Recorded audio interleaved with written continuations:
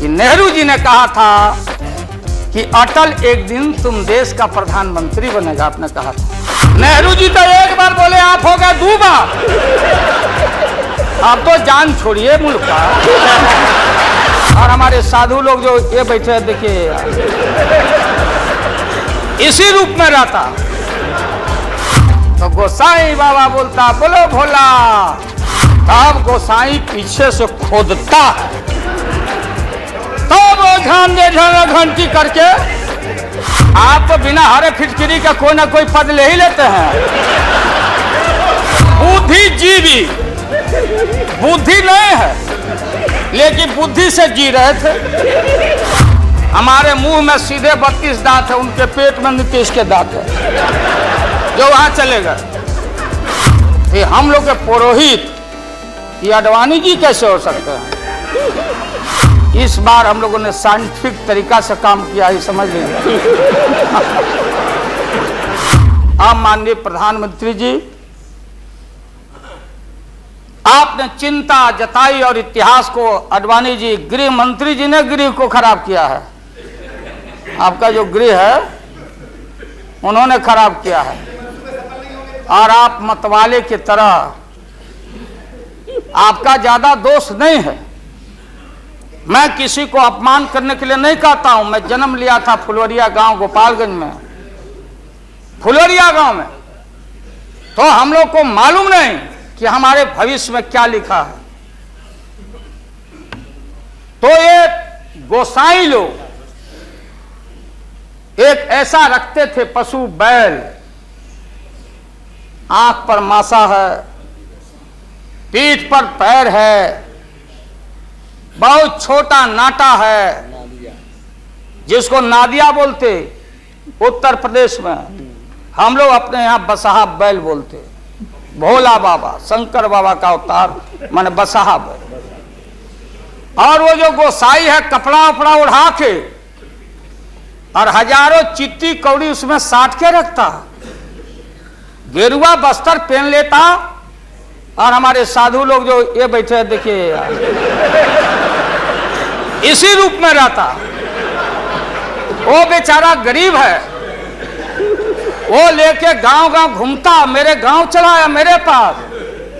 मेरी माँ बैठा दी ओरी के नीचे खपड़ा घर के, देखो बाबा देखवा दो मेरे बेटे के भाग में क्या लिखा हुआ है। ये हम ही अकेले नहीं, लाखों लोग जो गांव से आते उनको इन बातों की जानकारी है। अब वो गोसाई बाबा दोनों हाथ को मुट्ठी बांध के आगे करते कि इसमें नौकरी मिलेगा कि नहीं, या इसमें नहीं मिलेगा। तो दोनों मुट्ठी जब आगे करता तो गोसाई बाबा बोलता बोलो भोला, देखो देखो इसके हाथ में क्या लिखा है। तब बैल का स्वभाव है बसहा का कि जब मुट्ठी बढ़ाइएगा तो समझेगा कि कुछ खाने को दे रहा है। तो कभी बाएं में कभी दाएं में सूंघता। आज जब वो भोला बाबा समझ जाता, चेतनशील है कि हमको ठग रहा है गोसाई, तब बोलते रहता, पीठ ठोकते रहता, नहीं आता है सूंघने के लिए हाथ मुट्ठी। तब गोसाई पीछे से खोदता, तब वो ध्यान दे घंटी करके, महोदय मैं अपमान का नहीं, आप कभी कभी बढ़ते थे कोई काम करने के लिए, लेकिन फिर रिवर्स गियर में चले आते। जो नादिया का हाल रहा वही 13 साल में आपको नागपुर ने और एलआईयू ने हाल करके आपका रखा। ये है रखा 13 महीना। आपको एक मौका था, आप कांग्रेस की बात करते, सीपीआई सीपीएम की बात करते। जौहर साहब वहां बैठे हैं। सन 77 में छपरा से मैं मेंबर पार्लियामेंट बन के आया था लोकसभा का। हम सब लोग एक साथ थे, सभी लोग आंदोलन में थे। आप लोग भी जेल, हम लोग भी जेल, कांग्रेस के खिलाफ हम लोग लड़े थे। उस समय जसवंत बाबू जेल में नहीं थे, जो फाइनेंस मिनिस्टर हैं। थे क्या आप जेल में? हाँ, कभी जेल नहीं, आंदोलन में जेल। तो आप लोग तो आप तो बिना हरे फिटकिरी का कोई ना कोई पद ले ही लेते हैं, चाहे इधर हो या उधर हो, दोनों पार्टी। अब उसमें आप अकेले नहीं हैं। दिल्ली में ऐसे बुद्धिजीवी लोग हैं, बुद्धिजीवी, बुद्धि नहीं है लेकिन बुद्धि से जी रहे थे। तो खैर छोड़िए इन बातों को, ज्यादा आपको टॉर्चर करने की जरूरत नहीं। तो महोदय मैं बताना चाहता था, ये जौहर साहब हैं, अब बैठिए। सन 77 में महोदय हम लोग को दिल्ली समझ में आया नहीं।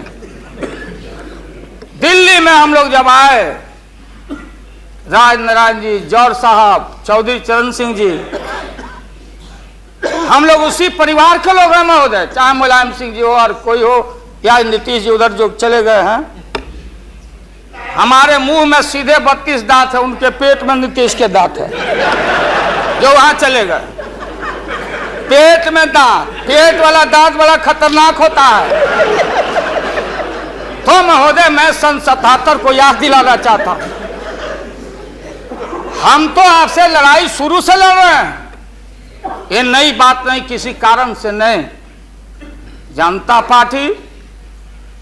पार्टी का खंड खंड हुआ, कोई यहां गिरा, कोई वहां गिरा, कोई वहां गिरा। बंगलोर में हम लोग जुटे, नाम का सारा झगड़ा, ये सब बात। लेकिन सन 77 के सत्ता को हम लोगों ने लात मारा था। क्यों मारा? हम सत्ता के भूखे नहीं हैं। हमने उस सवाल को उठाया था। अरे नए नए आप आए हैं, मुझे अफसोस है कि आप लोग जा रहे हो इन लोगों की वजह से। सन 77 में दोहरी सदस्यता का सवाल उठाया गया था मजबूती से हम लोगों के द्वारा कि अगर आरएसएस में रहना है, जौहर साहब भी बोलते थे, छाती पर हाथ रख के बोले, यही उठाए थे। हम तो लोग नए थे, हम लोगों ने कहा था या तो आरएसएस में रहिए या तो जनता पार्टी में रहिए, दोहरी सदस्यता नहीं चलेगा इस मुल्क में। और देश के सेकुलर कैरेक्टर और फाउंडेशन को हम लात नहीं मारेंगे। आपको याद होगा, इसलिए हम लोग टूटे और हम लोगों ने नारा दिया, चरण नहीं तो चुनाव। और हम लोग चुनाव में गए। हमारी लड़ाई आपसे, आपने कहा अब बताइए, हिंदू हिंदू हिंदू हिंदू हिंदुत्व कौन विरोध करता? तो हम लोग के पुरोहित ये अडवाणी जी कैसे हो सकते हैं? ये हमारे पंडित कैसे हो सकते हैं?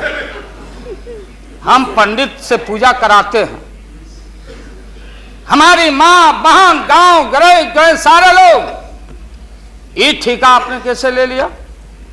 आज इस देश का सेकुलर कैरेक्टर, सेकुलरिज्म है, इसलिए राबड़ी देवी गांव की बेटी मुख्यमंत्री बनती है।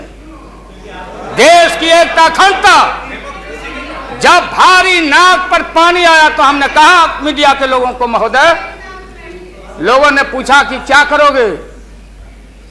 हमने एक कैलेंडर कर दिया, क्योंकि लोग रोज बोलते थे दिल्ली में, नहीं जयललिता जी से पैचअप हो गया, लालू मुलायम में लड़ाई हो गई विगत दिनों में, कोई कुछ।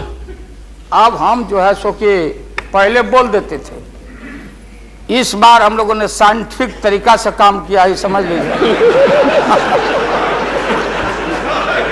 क्योंकि साइंस और टेक्नोलॉजी का युग है। आप डंडा पहना छोड़ के अग्नि में प्रवेश कर गए हैं, अब पोखरण में। तो हम लोग भी अभी साइंटिफिक तरीका का इस्तेमाल किया है। आप पूछ रहे हैं क्या रूप होगा, क्या रंग होगा? इसमें रंग अजूबा होगा, इस रंग का कोई जवाब आपके पास नहीं होगा।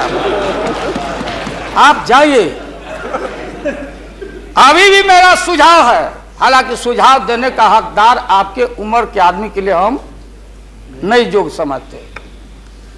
लेकिन आपने कहा था माननीय प्रधानमंत्री जी, पूरे देश के कांग्रेस के लोगों को विन ओवर करने के लिए, संपैथी लेने के लिए, कि नेहरू जी ने कहा था कि अटल एक दिन तुम देश का प्रधानमंत्री बनेगा। आपने कहा था, ये लिखा हुआ है रिकॉर्ड में, आपने कहा था। तो आप एक बार नहीं, आप 2 बार हो गए। नेहरू जी तो एक बार बोले, आप हो गए 2 बार। आप तो जान छोड़िए मुल्क का। महोदय उसको कार्य दीजिए। महोदय ये आपने कहा था।